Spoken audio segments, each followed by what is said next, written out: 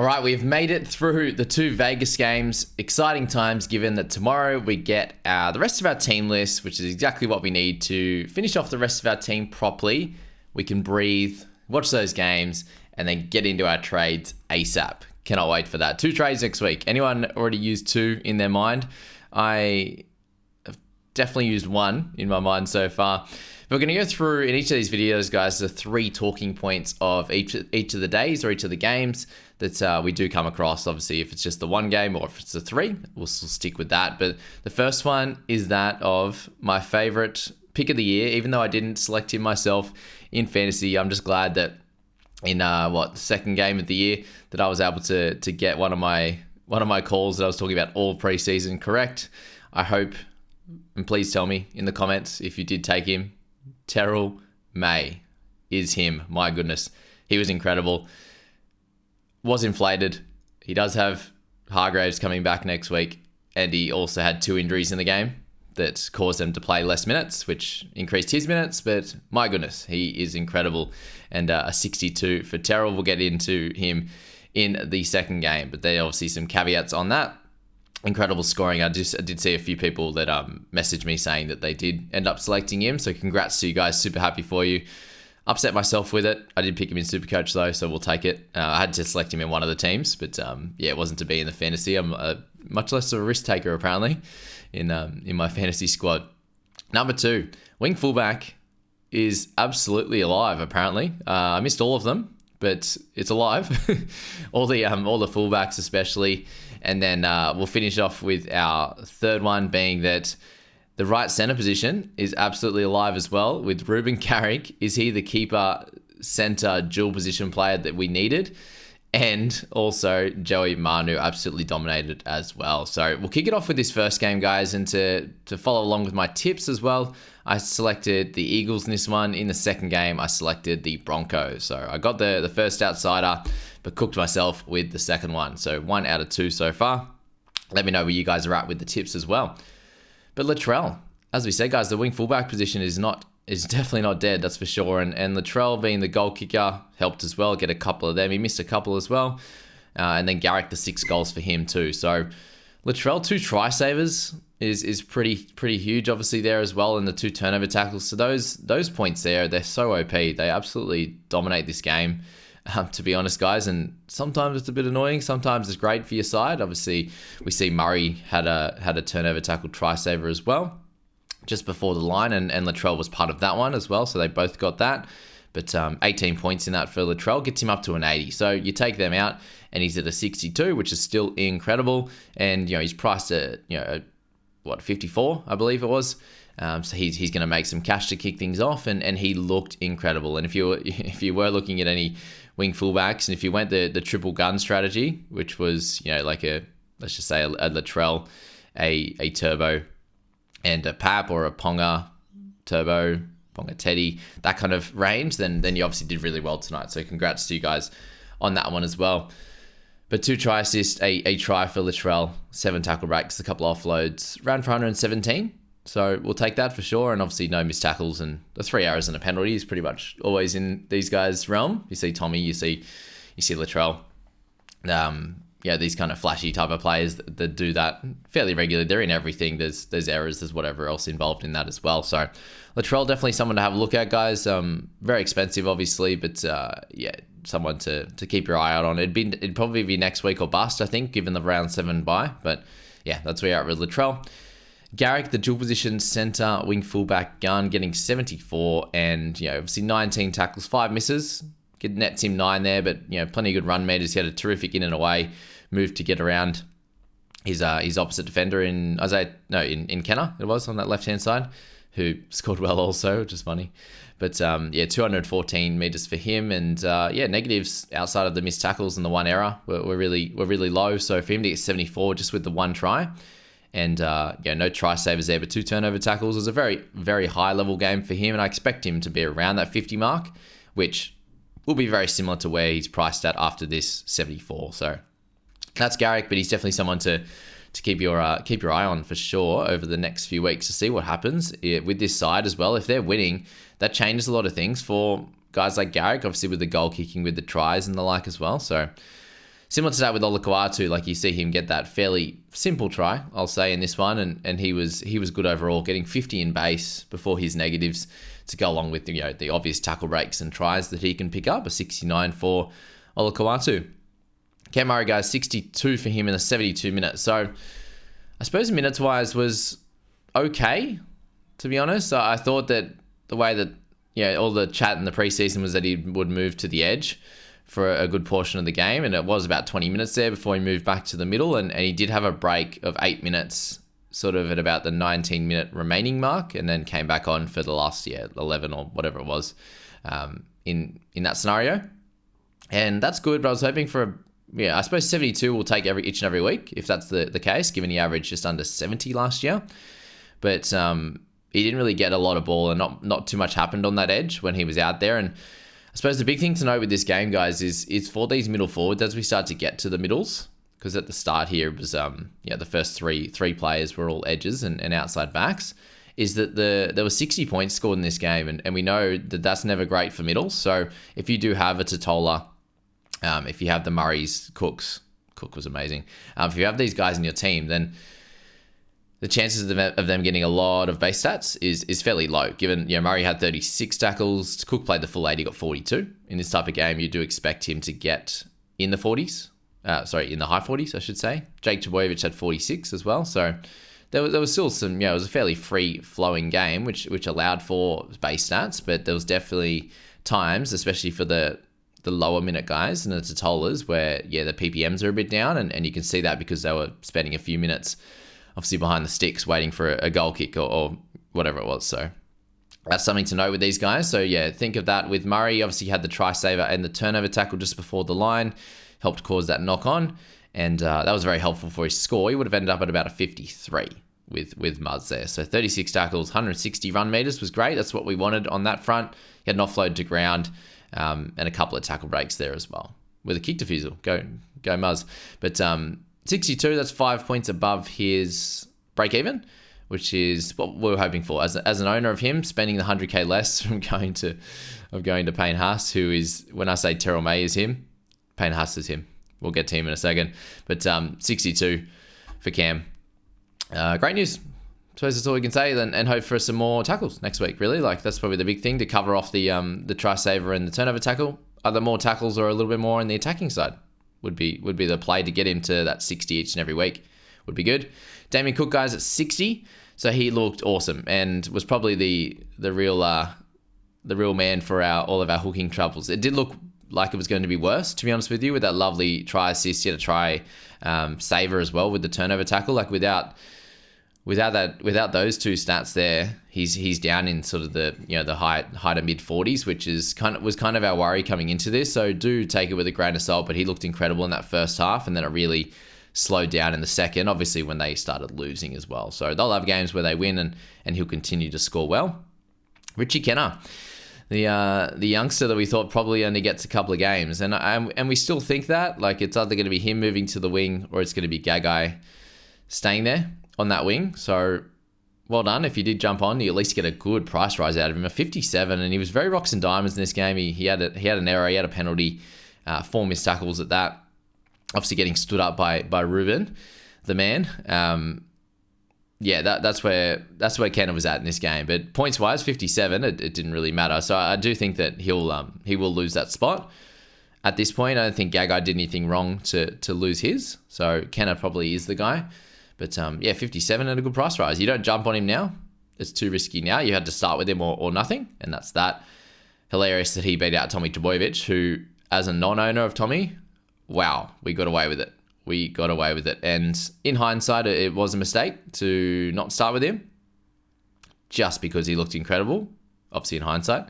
But there was heaps of merit just to start with him as well. Obviously, I just had to find that extra money if I'm thinking about my centres. Find that extra money from Pedicini or these types of guys that could be in my centres that I was kind of like contemplating, those types of guys. Find the extra money, get to Tommy, and then work out centre and the like next week. In the team list this week, with not sure what's gonna happen with Strange and Weeks and the like, but we'll have to sort that out for round 2 and just make a small adjustment if that's the case, because Tommy should have got about 75-80 in this game. So for him to only go 8 above his break even is great news for myself. That it could have been a lot worse, and very similar to that of Payne Haas with the 70 minutes that he played, going at just that sort of 9 or no, he went a fair bit over in the end, actually 12 above his break even. That it could have been a lot worse with those types of minutes when he played 10 or so less last year per game.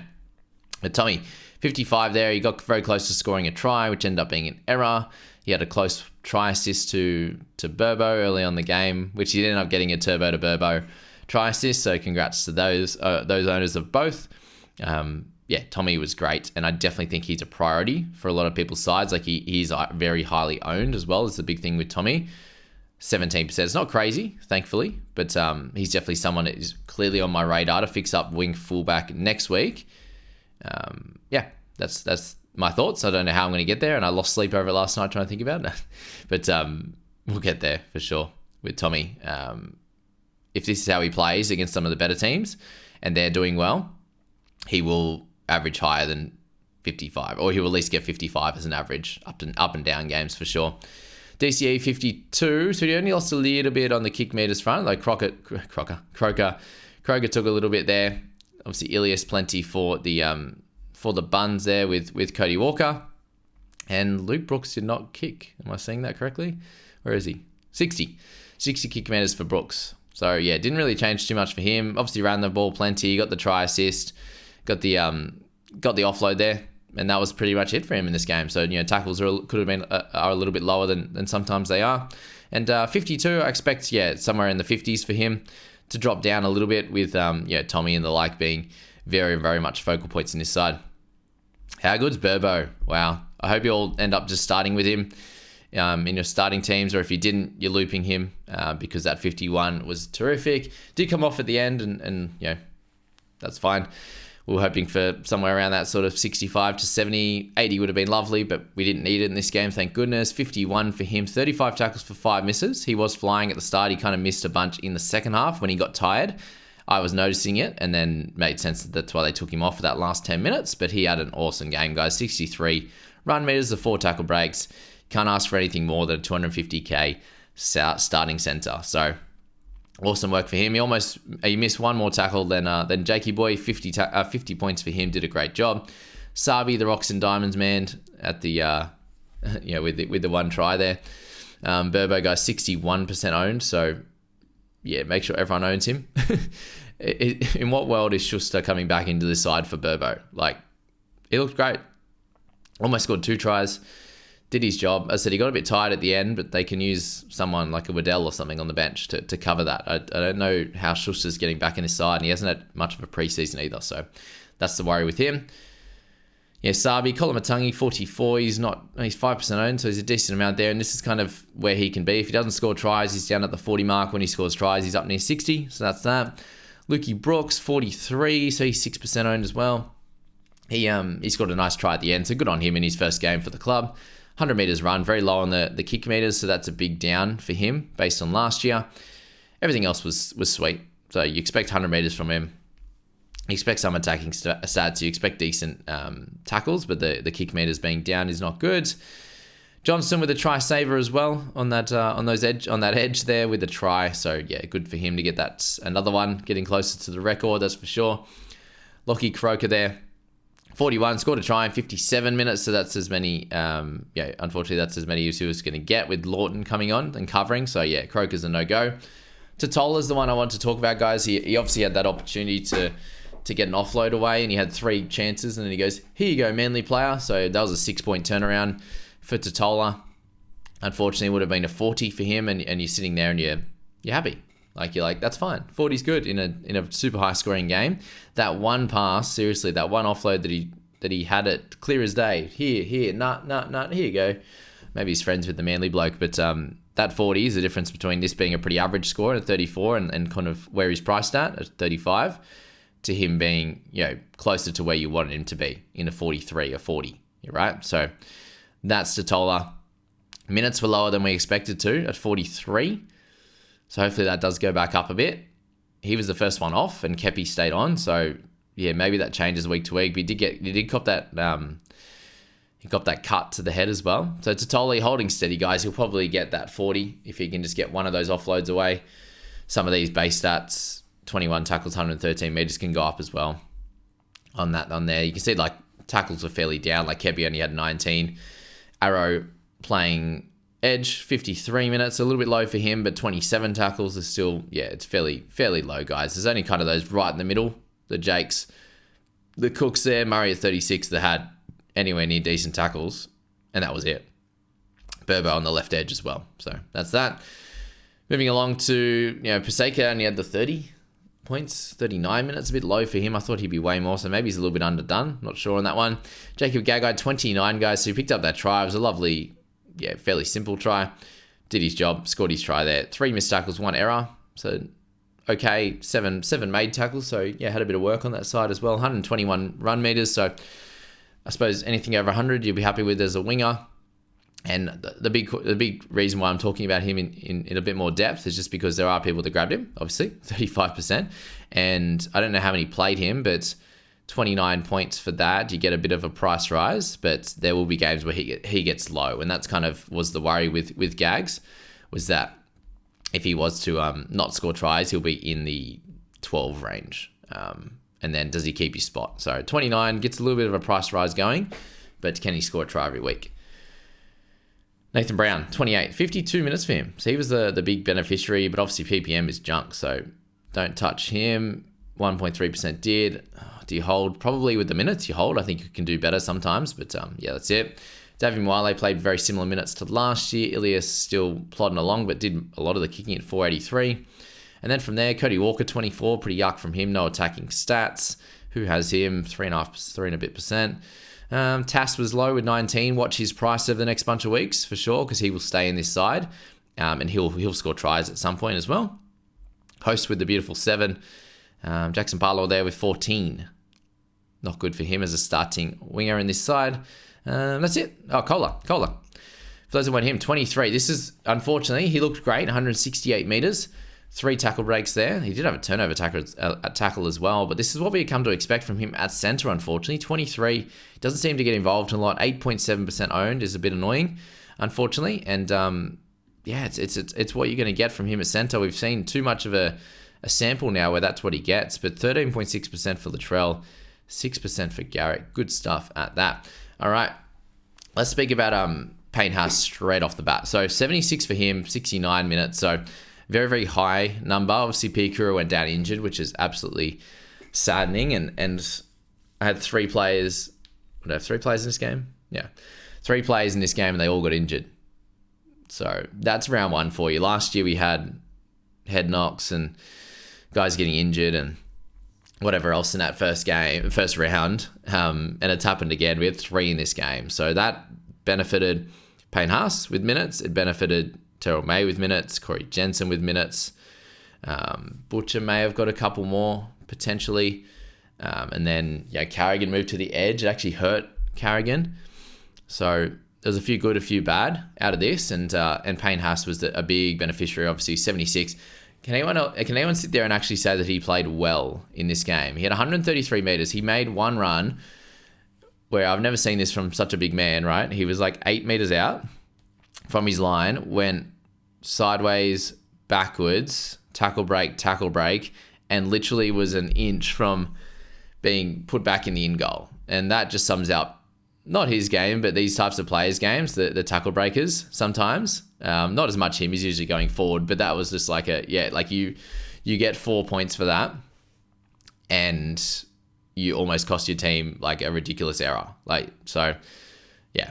I was slightly, as a non-owner, that was slightly annoying. I have him in the head-to-head team, and my head-to-head team is absolutely flying, by the way. As always, how it goes when I'm looking for an overall effort. But the head-to-head team, we're good, and we'll win a lot of head-to-head matchups, and we'll show you how to continue doing that. But Haas there with 76. Try saver for him at the end there, kind of bumped him up. But 37 tackles, 133 meters. He missed 1 tackle. He just never has any errors or anything. So back to what normal Payne Haas is, and he is just an incredible fantasy asset, that's for sure. But yeah, 12 points over his break even. So he did beat that of Murray. Murray was 5 points above. So well done to Haas owners. If that drops down to 60, I think he'll still be about that 65, which is exactly what you want anyway. Joey Manu, 77. So he looked way better than he did last year. And congrats to Roosters fans. They did look a much better team. And he was in everything, Manu. Obviously, the 3 turnover tackles, offloads, tackle breaks, tackles well without missing a heap. Try assists and tries as well. He looked awesome, and we may be looking at him earlier this year. Terrell, as we said, 62 in 54 minutes. The first run of the game, he offloaded. I think third run of the game, he offloaded. He never misses tackles, just like Payne Haas. And makes 2 runs in sets and stuff like that. And Robbo came in afterwards, after the game, was like, it's hard to even get him off because he doesn't get tired. So that's scary. He spoke to Denon on Bloke in a Bar about how fit he was and how much he'd worked with his brothers and whatever else. So if this was anything to go by and you were having dreams last night about potentially selecting Taylor just because the May brothers are so good, then I'm all for it. Go on. Stats-wise, these guys, both of them, are incredible. That's Terrell. And if you're looking at getting him next week, just the caveats I mentioned at the start, with JWH coming back, the 2 injuries that they had, we'll see what happens. There's 2 weeks of a gap, just under anyway, I think 12 days for them. They play on Thursday night, so they play Saturday night there, come back to play Thursday night in a week and a half. So that's something to note with these guys, obviously, there. And with Terrell especially, that I expect 40 minutes from Terrell. It's what I expected last year, and if there's injuries in games, he'll be the one to go bigger. That happened in the finals games where he got 50s type of games, and he was their best forward, and he looked great again last night. So that was that. Ricky had a good game. I don't think we look at him. 51 tackles was massive in a lower scoring game. So base stats in the middle, guys, much higher, as you'll see with tackle numbers. Jensen, 47. Radley, 37 there. Payne Haas, 37. And then some of the others lower down, like the 38 from Collins and 35 from Walters and the like there. So that was that. Reynolds, 58, did really well with 2 try savers as well. So there's a few in this game. They're handing them out like bloody lollies. Victor Radley, 57, got a try in this one. Played the full 80 again. So I'm interested to see if that will continue or he will get a rest in games, because they don't need him to play 80 in my opinion. But I do think that he lasted really, really well. So congrats to Rads on that. Reece Walsh, 54 with a try assist and a try. He looked electric again. I'm just still trying to work out why they let him run so much into the line. It just looks scarier and scarier the longer he runs, and they just retreat and retreat. And he makes 20 meters with ease, right? I do understand why that. I suppose like Penrith came up in the line last year, and then he absolutely did Cleary dirty with the left foot step on the inside. So I do understand that a little bit, but someone chop him, please. Just for the sake of us non-owners watching him. But Walshy, 30%, holy shit, 30% owned. Whew.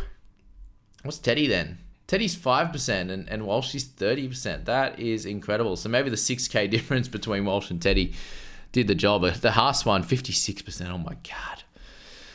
It's incredible. Incredible. What did Manu end up? 11. I think May ended up low, 2.8. I spooked him that much and still no one picked him. Sad. Even myself. Shed a tear almost yesterday watching him and not having him. But it was just like, offload. I was excited for the pick, but that's about it. Anyway, 30%. That is wild. Okay, moving on. That's enough marveling at Walsh's face. Okay, Teddy, 53. So he got that lovely line break try assist. No errors in this game, just the 1 penalty. So impressive for Teddy. Welcome back, mate. 213 run meters. He looked good. Obviously, would have been like a 40 max if he didn't get that line break try assist.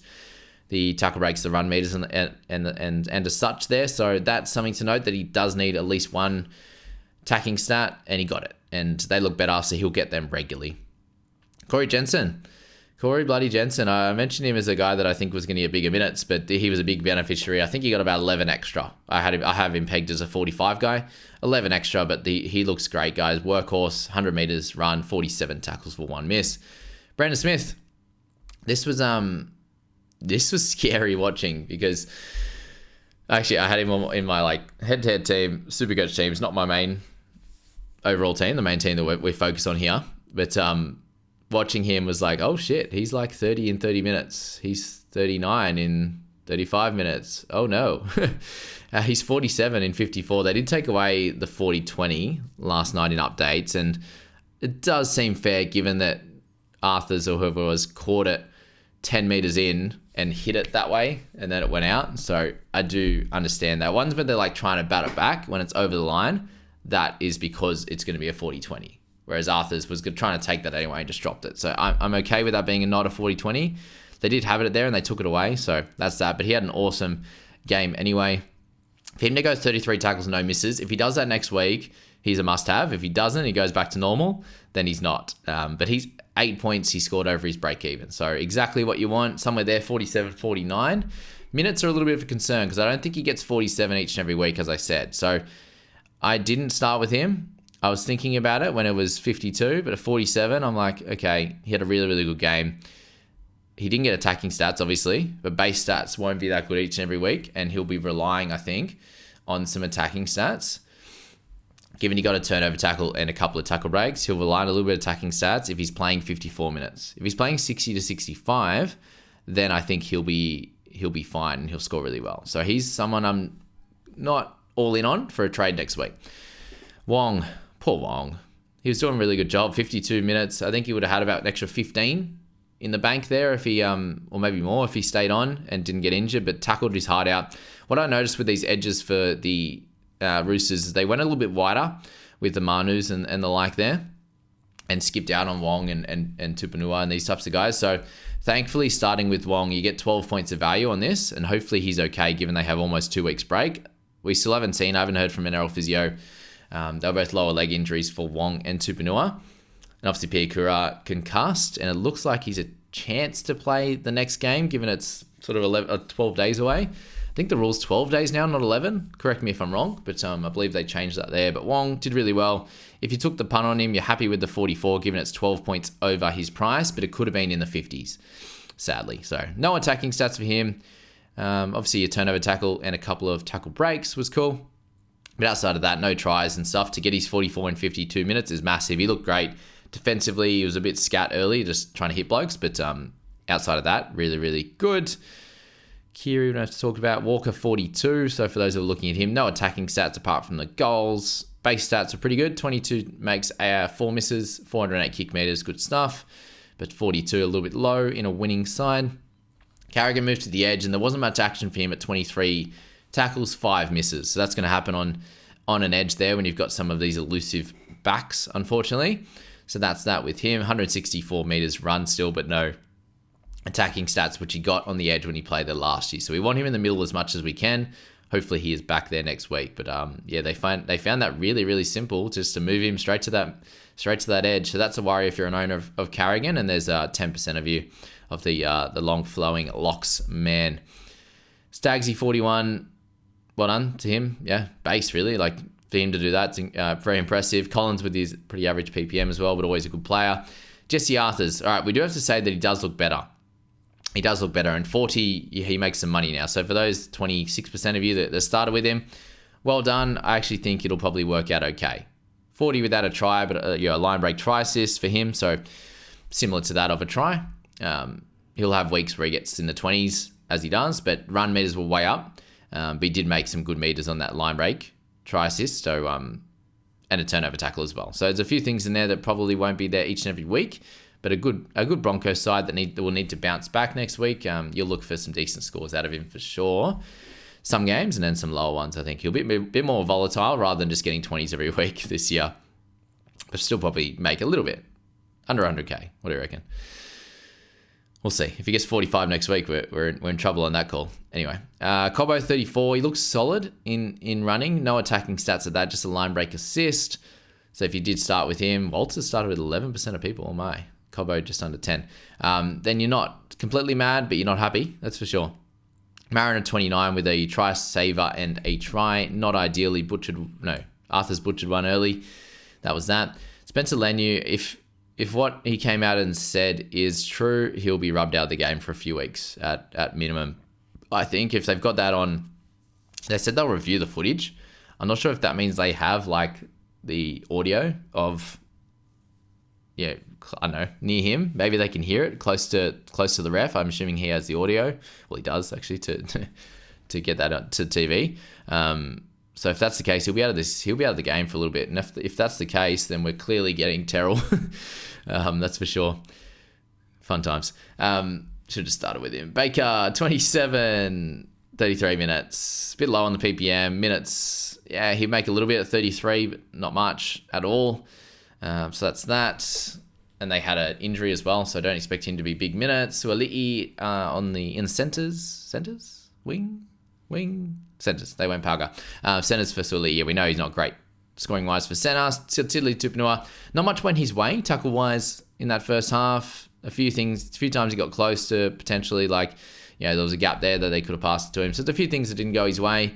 22 in 43 minutes. It looked like he was going to be playing some high minutes, so that's the positive in it. Let's find out what the injury is, and if he is gone for multiple weeks, I think he's just worth the sell. He would have made money in this game. He would have gotten the high 30s or something like that without any attacking stats, just through the base, really, if he got a few more runs.